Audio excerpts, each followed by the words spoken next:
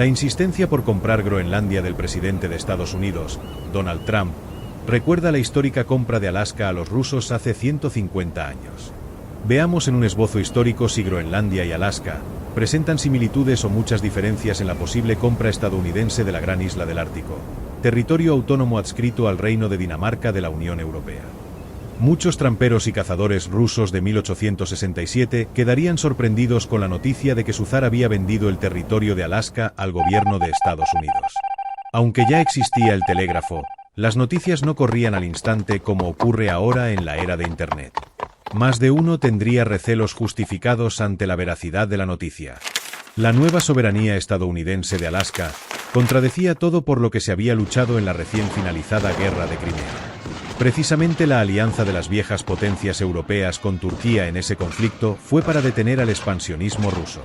Ahora ese expansionismo se autorreducía vendiendo y cediendo el gran territorio de Alaska a los americanos.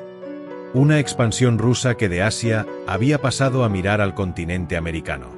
Una mirada de deseo al mismo lugar donde la gran competición colonizadora europea arrancó en el siglo XVI, con las primeras expediciones hispano-portuguesas. Pero pronto, en el siglo siguiente, desde el XVII, comenzaron otros países europeos a interesarse por el llamado Nuevo Mundo. Así, el primer mérito explorador europeo en Alaska recaería en el navegante danés al servicio del zar ruso, Vitus Bering.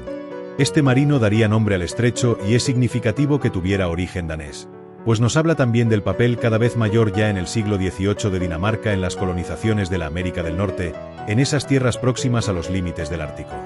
Algo demostrado con sus exploraciones por la gran isla de Groenlandia, situada junto a la tierra más septentrional del continente americano.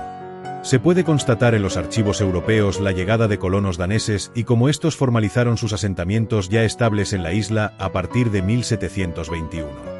Por otro lado, fue Rusia quien tomó la iniciativa en Alaska durante ese siglo XVIII y llegó a fundar varias colonias, entre las que destacó Sitka, porque sería la capital de la llamada Alaska rusa. El territorio se llamó Alaska por la palabra del pueblo aborigen alautiano Alaskchak, tierra firme.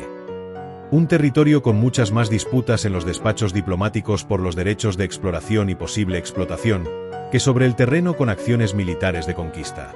Por eso, hubo una Alaska rusa, pero también una Alaska británica e, incluso, una Alaska española. Las reclamaciones del rey Carlos III fueron en base a una bula papal del siglo XV, la intercaetera que concedía Alejandro VI a los reyes católicos hispánicos los derechos de exploración, evangelización y colonización de toda la costa oeste de la tierra recién descubierta.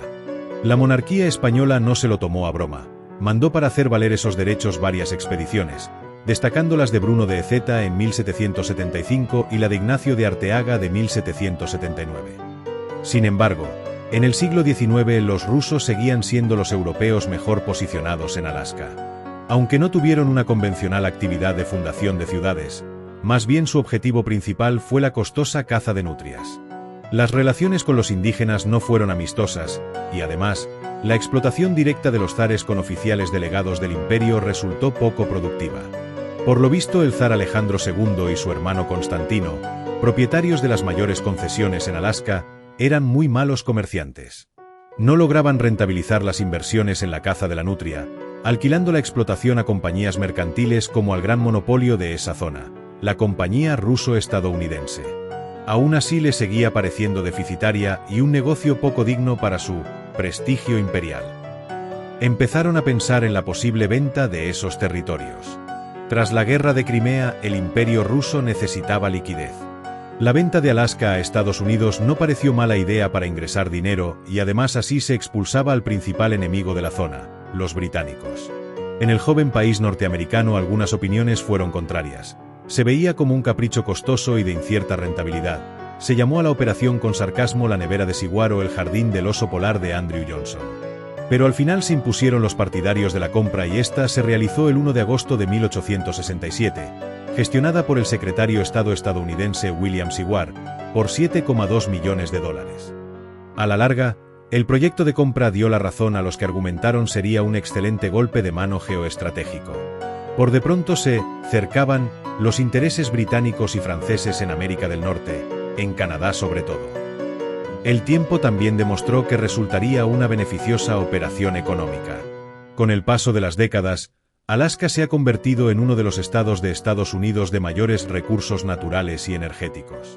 Esa compra tan beneficiosa de un territorio, Alaska, en el siglo XIX, con la suerte de haber obtenido recursos a explotar, quiere repetirse con Groenlandia.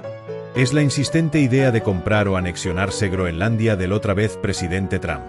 No obstante, el singular mandatario estadounidense se encontrará con la realidad de no estar en el siglo XIX con centenares de fronteras sin definir. Y aunque geográficamente Groenlandia se tiende a incluir en la esfera de América, la historia la convirtió en una isla puente enlazada más a los reinos nórdicos de Europa.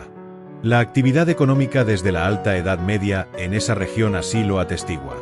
Llegados a una hipotética compra, el proceso debería someterse a un referéndum del soberano pueblo groenlandés, que a pesar de estar políticamente dentro de la corona danesa, tiene autonomía suficiente para exigir esa consulta. También debería hacerse un estudio internacional sobre su viabilidad. ¿Por qué? ¿Qué precio pones a un país? Hasta aquí un nuevo artículo de los más leídos en Pax Augusta en su versión audiovisual. Esperamos os haya interesado y nos vemos en la próxima.